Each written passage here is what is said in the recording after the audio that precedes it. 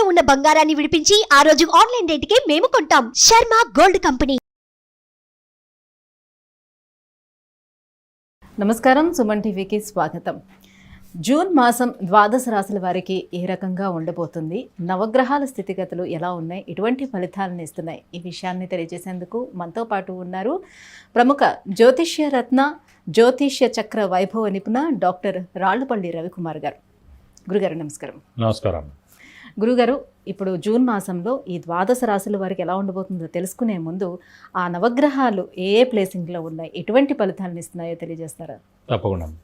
శరదిందు సమాకారే పరబ్రహ్మ స్వరూపిణి వాసరాపీఠ నిలయే సరస్వతి నమస్తుతే. అందరికీ నమస్కారం. నవగ్రహాలు ద్వాదశ రాశుల్లో జూన్ నెల అంతా కూడా ఎక్కడ ఉన్నాయి ఇప్పుడు తెలుసుకుందాం. ఇందులో మొదటగా రవి వచ్చి మనకి మిథున రాశిలో ఉన్నారు. అలాగే శుక్రుడు కూడా మిథున రాశిలో ఉన్నారు. అలాగే బుధుడు స్వస్థానమైన మిథున రాశిలో ఉన్నారు. అలాగే గురువు వచ్చి మనకి వృషభ రాశిలోకి మారాడండి. ఫస్ట్ మే నుంచి మనకి వృషభ రాశిలోకి వచ్చారు. అలాగే శని వచ్చేసి స్వస్థానమైన కుంభరాశిలో ఉన్నారు. శస్యయోగం కూడా ఏర్పడింది. అలాగే రాహు వచ్చి మనకి మీనరాశిలో ఉన్నారు. అలాగే కేతు వచ్చి మనకి కన్యారాశిలో ఉన్నారు. ఇంకా ఆఖరిగా కుజుడు వచ్చి మనకి మేషరాశిలో స్వస్థానంలో ఉన్నారు. కాబట్టి ఇవన్నీ నవగ్రహాల పొజిషన్ ద్వాదశ రాశుల్లో జూన్ నెలలో ఈ స్థానాల్లో ఉంటాయి. గురుగారు, మరి మేషరాశి వారికి ముందుగా ఎలా ఉండబోతుంది ఈ మాసం అంతా? తప్పకుండా. మేషరాశి అనగానే మనకి ముందుగా నక్షత్రాలు చెప్పుకుందాం. అశ్విని 1, 2, 3, 4 పాదాలు, భరణి 1, 2, 3, 4 పాదాలు, కృత్తిక 1వ పాదం. ఈ 3 నక్షత్రాల సమూహం వచ్చేసి మనకి మేషరాశిలోకి వచ్చింది. ఇదివరకు కూడా చెప్పుకున్నాం గత నెల కూడా. 12 రాశుల్లో అల్టిమేట్ ది బెస్ట్ రాశి ప్రస్తుతం ఈ సంవత్సరం అంతా కూడా మనకి మేషరాశి వచ్చింది. ఎందుకంటే ఎప్పుడైనా మనం చూసుకుని ఏంటంటే ప్రతి నెల మారుతుంటాయి కాబట్టి గ్రహాలు అంత ఇంపాక్ట్ ఉండదని. కానీ సంవత్సర కాలం పాటు చెక్ చేసుకున్నప్పుడు రాహు, కేతు, గురు, శని ఈ 4 గ్రహాలని చెక్ చేసుకోవాలి. శని ఎందు గురించి అంటే కనుక ఆరోగ్యం, ఆయుష్కి, అలాగే వృత్తి, ప్రవృత్తికి, ఉద్యోగానికి, ప్రొఫెషన్కి. అలాగే గురువు వచ్చేసి అన్ని శుభకార్యాలకి, ఎలాంటి శుభం జరగాలన్నా, అంటే ఉదాహరణకి మనకి ఫస్ట్ ఒక అబ్బాయి 10th క్లాస్ అయిపోయాడు. సో మంచి మార్క్స్ తోటి బయటపడ్డాం. అది గోచారీత్యా గురువు అనేవాడు బాగున్నాడు లేదని. అలాగే వెంటనే ఒక మంచి యూనివర్సిటీలో ర్యాంక్ సంపాదించడం, సీట్ సంపాదించడం, అందులో జాయిన్ అవ్వడం ఆ సమయం. అలాగే మొదటి ఉద్యోగం, అలాగే ప్రమోషన్, అలాగే నేమ్ అండ్ ఫేమ్, అలాగే వివాహం, సంతానం, గృహం, వాహనం, ఇలాంటివన్నీ కూడా శుభకార్యాలన్నీ కూడా చూసుకున్నప్పుడు మనం గురువుని చూసుకుంటాం. గురువు వచ్చేసి ఒక రాశి నుంచి ఇంకో రాశిలోకి ఈ సంవత్సర కాలంలో మారుతూ ఉంటాడు. సంవత్సర కాలం అక్కడే ఉంది కాబట్టి గురువు ఏమో శుభ ఫలితాలు, శుభకార్యాలన్నిటి గురించి. శనేమో ఆరోగ్యం, ఆయుష్, అలాగే వృత్తి, ప్రవృత్తి, ప్రొఫెషన్, ఉద్యోగం. అలాగే రాహుకేతువులు మిగతావన్నీ చూస్తుంటారు. ఏదైనా యాక్సిడెంట్స్ ఉన్నా, మనీ బ్లాకేజ్ ఉన్నా, ఫైనాన్షియల్ లాస్ ఉన్నా, కొన్ని చెడు ఫలితాలన్నీ చూసే మటుకు రాహుకేతువుల ద్వారా గోచారీత్యా చూస్తాం. సో అలాంటి చెడు ఫలితాలు కూడా ఏమైనా ఉన్నాయంటే అవి. అంతేగాని జస్ట్ 20 రోజుల్లో మారే జస్ట్ బుధుడు, శుక్రుడు, అలాగే నెలకి మారే రవి, 45 డేస్లో మారే కుజుడితోటి ఇంపాక్ట్ తక్కువగా ఉంటుంది. కాబట్టి మనం ఎప్పుడు చెప్పుకున్నా కూడా మాస ఫలితం చెప్పుకున్నా, వార ఫలితం చెప్పుకున్నా, దిన ఫలితం చెప్పుకున్నా కూడా మెయిన్ ప్లానెట్స్ ఈ ఏడాది మటుకు ఎక్కడెక్కడ మేజర్గా ఆ గురువు, శని, రాహు, కేతులు ఉన్నాయో వాళ్ళని ఆధారం చేసుకుని మిగతావి కూడా ఆధారం చేసుకుని చెప్పాలి మనం. కాబట్టి ఇలా మేషరాశి దాకా వచ్చేప్పటికీ అత్యుత్తమంగా ఉంటుందని చెప్పుకోవచ్చు. శ్రమ, కాలం, ధనం వ్యర్థం కాకుండా ఉంటుంది. అవసరానికి డబ్బులు సమకూరితే, రావాల్సిన బాకీలు వసూలవుతాయి, షూరిటీస్ పెట్టవచ్చును, స్పెక్యులేషన్స్ కలిసి వస్తాయి. ముందుగా అవివాహితుల వివాహం అవడం, సంతానం లేని వారి సంతానం కలగడం, నిరుద్యోగులకు ఉద్యోగం రావడం, ఉద్యోగస్తులకి నేమ్ అండ్ ఫేమ్, బాస్ నుంచి మనన, ప్రమోషన్స్ రావడం, ఇవన్నీ ఉంటాయి. అలాగే విద్యార్థులకి మంచి ర్యాంకులు సాధిస్తారు. అలాగే ఇప్పుడు రాజకీయ నాయకులు ఉన్నారు. ఉదాహరణకి మనకి ఆంధ్రప్రదేశ్లో ఎలక్షన్స్ అవుతున్నాయి. సో మేషరాశి వారు ఎవరున్నా కూడా ఇప్పుడు జూన్లోనే మనకి ఫలితాలు కూడా వస్తాయి కాబట్టి కంటెస్ట్ చేసేటప్పుడు గోచారం ఎలా ఉందో చూసుకోవాలి. అలాగే రిజల్ట్స్ వచ్చినప్పుడు గోచారం చూసుకోవాలి.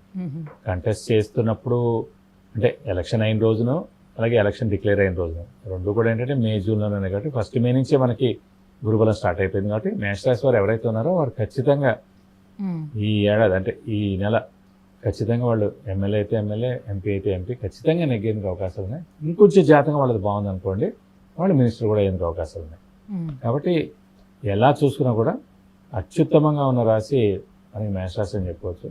అలాగే వ్యాపారస్తులు అవనివ్వండి, క్రీడాకారులు అవనివ్వండి, రాజకీయ నాయకులు అవనండి, పత్రికా రంగం, యూట్యూబ్ రంగం, అలాగే మూవీ రంగం, అలాగే సింగర్స్ కానివ్వండి, అందరూ ఏ వృత్తుల్లో ఉన్నా కూడా విద్యార్థులు ఉండి ఎవరైనా అవనివ్వండి, వారందరికీ కూడా పట్టిందల్లా బంగారం చెప్పుకోవచ్చు. ఈ సంవత్సర కాలం ఎందుకంటే లాభస్థానంలో శని ఉంటాడు, ద్వితీయ స్థానంలో గురువు ఉంటాడు, రాహుకేతులు 6, 12 స్థానాల్లో ఉంటారు. సో అన్నీ 100 ఉన్నాయి. అలాగే ఇది కాకుండా మేషరాశి అధిపతి అయిన కుజుడు కూడా మేషరాశిలో ప్రస్తుతం స్వస్థానాలు ఉన్నాడు. కాబట్టి పట్టిందల్లా బంగారం చెప్పుకోవచ్చు. 100కి 100 ఉన్నాయి. అయితే వివాహాన్ని సూచించే గ్రహం ఏ గ్రహం గురుగారు? మరి మేషరాశి వారికి వివాహ ప్రయత్నాలు చేస్తున్న వారికి ఎలా ఉంటుంది? వాళ్ళ శుక్రుడు మగవాళ్ళకైతే కళత్రకారకుడు. అంటే భార్య గురించి తెలుసుకోవాలంటే జాతకంలో, మగవాళ్ళ జాతకంలో శుక్రుడు ఏ స్థానంలో ఉన్నాడు చూసుకోవాలి. అలాగే ఆడవాళ్ళకైతే కనుక కుజుడు భర్తకారకుడు, కుజుడు ఏ స్థానంలో ఉన్నాడు చూసుకోవాలి. ఇవన్నీ కాకుండా ముందుగా అసలు గురుబలం ఉంటేనే ఆ సంవత్సరం వివాహం అవుతుంది. కాబట్టి గురువు ఎక్కడ ఉన్నాడో ప్రస్తుతం జాతకం రీత్యా చూసుకోవాలి, రాశి రీత్యా. సో మేషరాశి వారికి ఎక్కడ ఉన్నాడు? 2nd హౌస్లో ఉన్నాడు. 2nd హౌస్ అంటేనే కుటుంబ స్థానం. సో కుటుంబం ఎవరికైతే లేదో ప్రస్తుతం, అంటే వివాహం ఎవరికైతే లేదో వాడికి వివాహం ఒక కుటుంబ వ్యవస్థ ఏర్పడుతున్నాడు. సో కుటుంబ స్థానంలో ఉన్నారు. అలాగే ధనస్థానం కూడా ద్వితీయ స్థానం అంటారు, వాక్స్థానం కూడా ద్వితీయ స్థానం అంటారు, నేత్రస్థానం కూడా అంటారు. సో కాబట్టి కుటుంబం ఏర్పడుతుంది, ధనానికి ఇబ్బంది ఉండదు. నేత్రం అంటే కళ్ళు ప్లస్ ఆరోగ్యం, కళ్ళు బాగుంటే ఆరోగ్యం కూడా చాలా బాగుంటుంది. సో సంతాన స్థానం ఎలా ఉంది వీళ్ళకి? సంతాన కారకుడు ఎవరికైనా సరే గురువు అండి. సాధారణంగా పంచమ స్థానాన్ని సంతాన స్థానం అంటారు. జాతకరీత్యా ఇప్పుడు ఎన్నో చూడండి, సాధారణంగా సంతానం ఇప్పుడు 10 మంది లేటెస్ట్గా తీసుకుంటే 5 ఏళ్లలో 10 మంది పెళ్ళి అవుతుంది. 10 మంది పెళ్ళి అవుతుంటే 2, 3కి సంతానం కలగట్లేదు. సో ఇప్పుడంటే చాలా IVF అని ఇంకా ఏవో చాలా వచ్చాయి. అంటే కృత్రిమంగా మీరు ఇది కన్నా కూడా న్యాచురల్గా ఉన్నది ఏంటో చూడాలి. సో అప్పుడు మనం ఎక్కడ చూడాలంటే, కష్టపడి పెళ్లి చేస్తారు, అప్పటికే 15 లక్షలు 25 లక్షలు వాళ్ళ స్తోమత నుంచి చేస్తారు. పేదవాళ్ళైతే ఇంకా కష్టపడి అన్నీ అమ్మేసి చేస్తారు. కానీ ఎంత చేసిన సంతానం లేదనుకోండి, మళ్ళీ వాళ్ళ సంతానం గురించి వెళ్ళాలి, ఇవన్నీ వేరే పద్ధతుల ద్వారా. కాబట్టి ఇప్పుడు లక్షలు అయిపోతాయి, ఆరోగ్యం కూడా దెబ్బతింటుంది అమ్మాయిది. కాబట్టి ఇదే ముందుగానే మీరు జాతకం మ్యాచ్ మేకింగ్ చేశారనుకోండి, క్రిస్టల్ క్లియర్గా తెలిసిపోతుంది. పంచమ స్థానం అంటే పిల్లల స్థానం. పంచమాధిపతి ఎక్కడున్నాడు? పంచమ స్థానంలో పాపగ్రహం ఉందా, కుజదోషం ఉందా, కాలసర్పదోషం ఉందా, నాగదోషం ఉందా? అలాగే గురువు ఇవన్నిటికీ కాకుండా సంతాన కారకుడే గురువు. అలాంటి గురువు నీచలో ఉన్నాడా, లేదంటే 6, 8, 12 స్థానాల్లో ఉన్నాడా? అలా ఉంటే కనుక సంతాన నష్టం ఉంటుంది, మిస్క్యారేజ్ ఉంటుంది. అలాగే పంచమ స్థానంలో పాపగ్రహాలు ఉన్నాయనుకోండి, సంతానమే లేకుండా ఉంటుంది. పంచమాధిపతి నీచ స్థానంలో ఉంటే కనుక సంతానం ఉండదు, అలాగే ఒక సంతానం ఉంటుంది.